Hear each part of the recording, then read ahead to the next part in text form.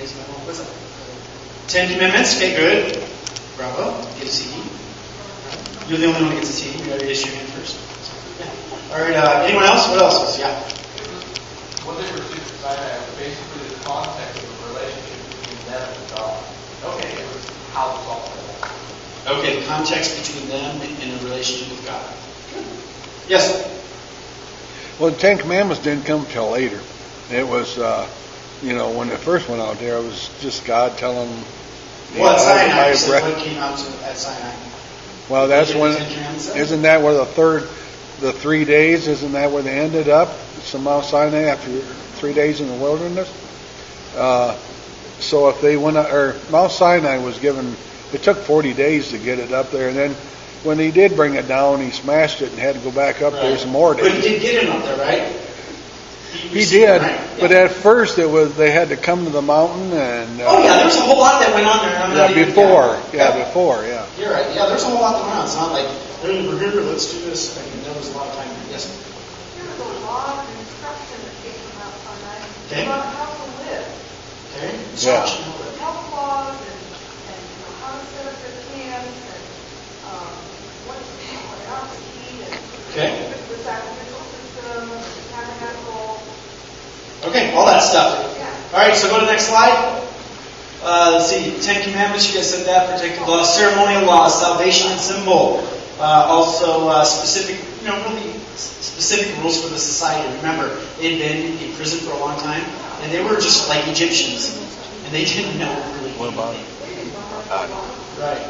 So they were used to a brutal lifestyle, and they would have been brutal, and God gave them a bunch of rules. All right? You don't think God gives rules? Wrong. He gives rules. Without rules, there's what? Right? I mean, that's what I thought. If you don't have some sort of rule, a guy had to just chaos. Ask my kids. If there's no rules, they're just like crazy and stuff. So, looking at the greatest prophecy. Let's go to the next one. It's not found in Revelation, Daniel, Ezekiel. Located in one of the oldest books in the Bible, actually. And I would say without this prophecy, none of the other ones that are in the Bible even matter. Okay? Without this one. And go to the next slide. And it is in Leviticus. Alright? Who's just gone through and read Leviticus as a devotional? Right? Devotional. Oh, this is so great. Some of you have. Amazing. Alright?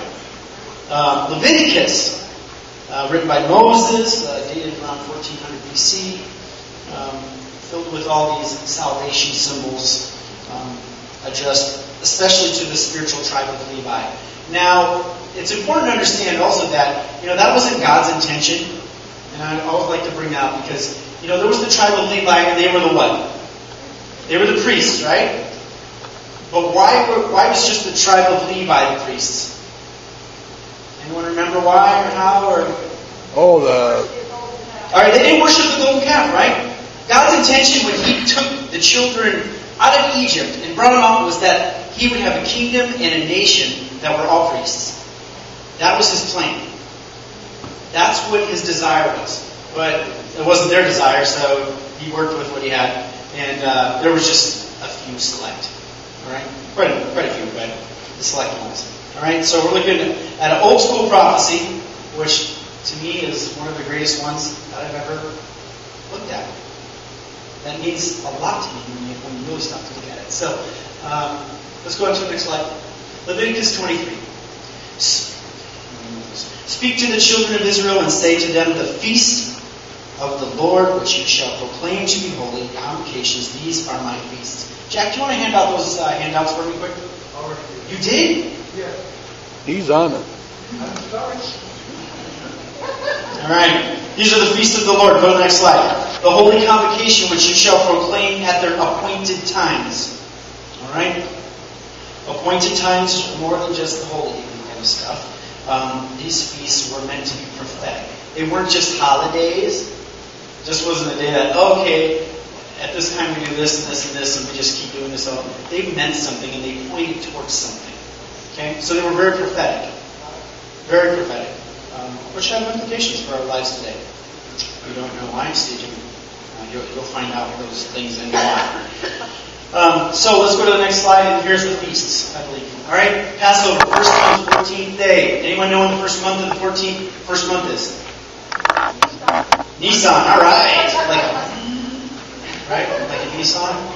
That's where they get that word. Now, Nisan today is like September. All right, so it's kind of started in September. And then they went on, and as you look at these, unleavened bread, maybe the sheep of grain, and Pentecost, and trumpets, and atonement, all the way to the 7th month, which is about March. So they start about September, and they end all the way March. And they did this every single year. Starting the 7th month, they go all the way March. Right. And they have these feasts that they do, these celebrations, a bunch of sacrifices, and all these things. For them, they became very ritualistic about it, and how they did it. And it was more about ceremony than what it was supposed to mean, or who it was supposed to be about. We're going to look at some of those things. Let's go to the first. We're going to look at the first one then. The Feast of the Passover. All right? The Feast of the Passover. Let's go to the next one. Exodus 12:1. We talked about it a little bit earlier, where they had this Passover, and they celebrated being set free from Egypt, all right? And the angel of death came in and no one died. Why is that important? Why have a feast to celebrate that? Nobody died. Yeah, no one died, okay. Anything else? It was their deliverance. What's that? It was their deliverance. All right, they were delivered. Deliverance ministries, right? That was like a big one. Anything else? What's that? Order. You can say it out loud. Stand up and tell us your name. I'm just kidding. Foreshadow. Foreshadow. Okay. Foreshadow something to come. Why is it so important? Why do this every year and every year and every year and every year for thousands of years? To remember. What's that? To remember. All right? To remember. All right? I sometimes, when I read the Old Testament, when I used to read the Old Testament, and especially in the first commandment, you read through it, it's like, I am your God, I'm the one who delivered you out of Egypt, da-da-da-da. And I'm like, you didn't deliver me out of Egypt. You delivered them a long time ago out of Egypt. Until I realized that, oh wow, you did actually deliver me out of that. And got me out of jail. Yeah. I read a version that said, I am the Lord that has delivered you from bondage. He's delivered me from bondage. Bondage. Okay. Right. Well, what's the bondage? Right. But sin as in, what is, sin is sin, whatever. What's sin lead to? Right? And that's what everybody's destined for. That's what everyone was destined for. At least you're destined for that. Yeah, to like die eternally and never have. That was the whole end of it. I mean, that's the end result. That was the bad thing. All right? So, in that, we realize that God saved them from dying. And that. Let's go to the next slide. All right? You can read that yourself. The center of the Passover. I believe, and you look through the life of Christ, and part of these things are prophecies because they have everything to do with this. We'll see later. And that He fulfills every one of these. And I'm hoping that this will not just be information now at this point, but that it will really practically mean something for you. When you think about Passover, when you think about the one who lived that life, all right, and fulfilled those things. So let's go to the next slide. Daniel. We're going to go look at Daniel now because I'm going to show you something in there. Daniel talks about this also. You know what I forgot to do earlier? Bad speaker. In your session 1, all right? If you look back at session 1, and there, I talked to Ezekiel chapter 4, verse 6. It's on the back side, and it's really small, but you can see it in there. It talks about, I give you a day for a year. All right?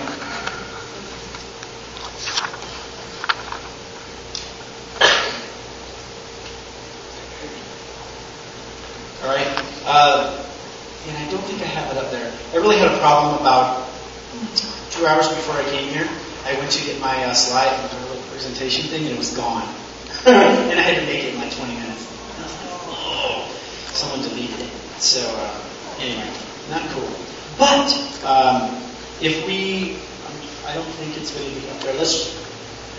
It's not. So let's just look through Daniel 9:25. But the premise is this. The premise is this, that in Ezekiel 4:6, where he says he gave him a day for a year. I'm going to read it to you just so you can hear it.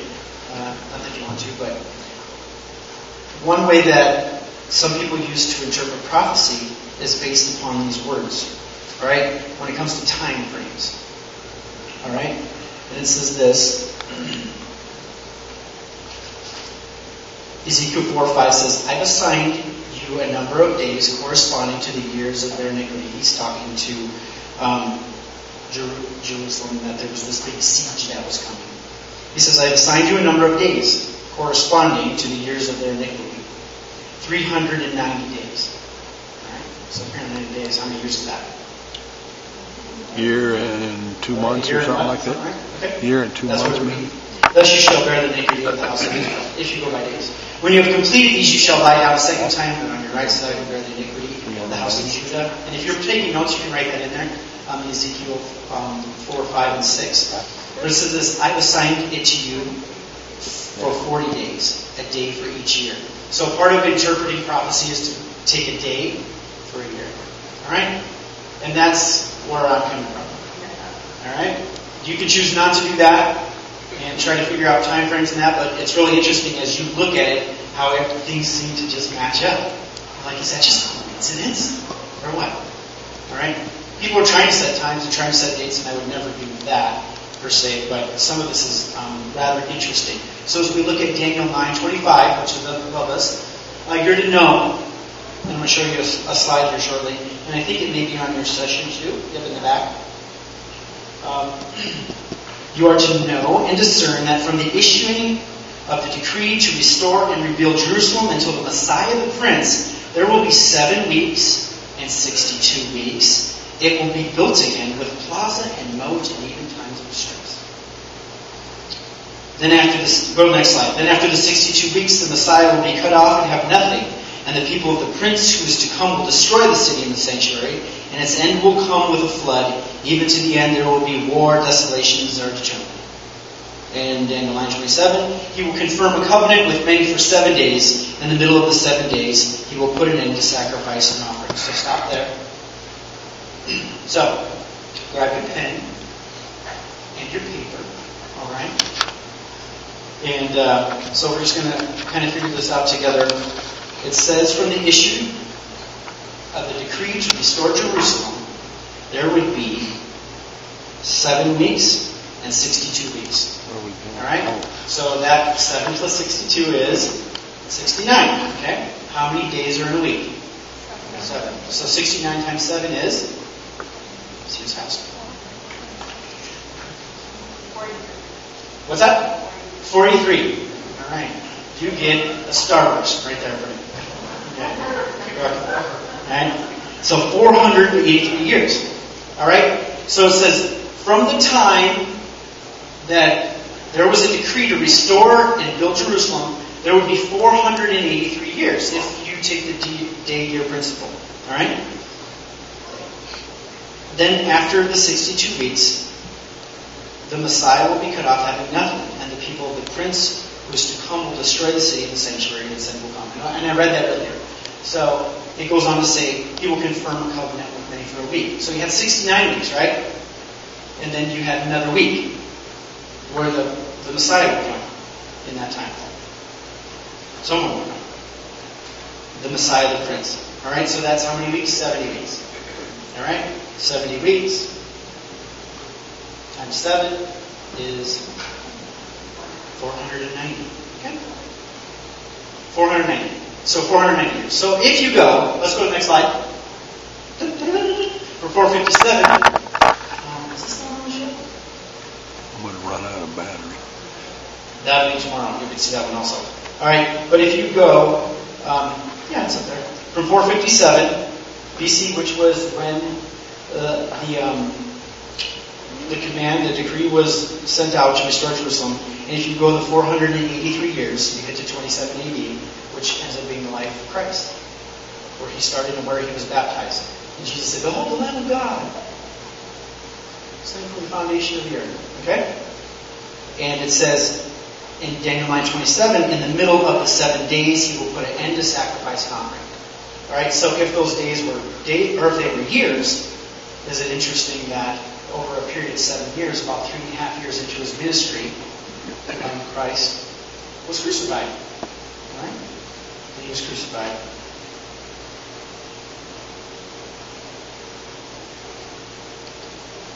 To me, that's one of the most amazing prophecies that was ever figured out. That they could actually look at it and go, this is when he's supposed to be. And the odd thing is, they all knew. The people at the time that lived at the time, the Jews at the time, they knew he was coming. They weren't dumb. They were very smart. They know much more than I could ever think of knowing. They were looking for him. Sadly, they didn't see him. But prophecy was fulfilled. Is it a coincidence? Does the day really work? Does it not work? At least in this situation, it seemed to. Next slide. In the middle of the week, Christ the Messiah would cause the sacrifice to cease. And go to the next slide. I'm hoping that you realize through all this that this is why, above all other things, I trust the Word of God. Because when God says He's going to do something, He's not going to tell a lie. He's got the way set out before Him. He knows when it's going to happen, when it's going to happen. And it seems that He knew exactly what was going to happen. Right? Now, this is all going to mean something to you here when we break for our next session. I'm going to try to take these first two and then wrap it up with the second one and see exactly what a miracle the whole thing was and what Christ did, how He fulfilled it. But the idea in this is that Christ was the Passover, all right, at this point. That He fulfilled the Passover in His life. And that's part of the reason I think it's one of the greatest Bible prophecies. Because it's about Him and what He did. And that, I guess as I look at it, I realize and appreciate more how much He cares for me. Because that's what the Passover is about. So I don't have the sting of death in my life. I don't have to worry about it when I die. I remember when being a kid, I was talking with someone the other day, and we're like, remember you used to sit on your blankets and you'd cover your head, and you could hear something coming and you'd hold your breath. I don't know if you guys ever did that before, but maybe I was the only one. But we put blankets over our head, and I lay there at night and I go, what's going to happen when I die? Is it just black? Is it blank? Is it blood? I don't have any clue. I guess when I look at these things and realize, wow, it was actually fulfilled. He took the sting of death, so I don't have to. To me, it's amazing stuff. And I can rejoice. I stand here tonight and I'm just excited that He did that for me. And I hope that you can take that information and let it drip to here, and it can mean something. Okay? For you in your life. So, that was 25 minutes, believe it or not. Alright? So, for some of you that are starting to have to stare, your eye starts to cross a little bit, and you're like, we're going to take just a couple minute break, and then we're going to finish. We're going to go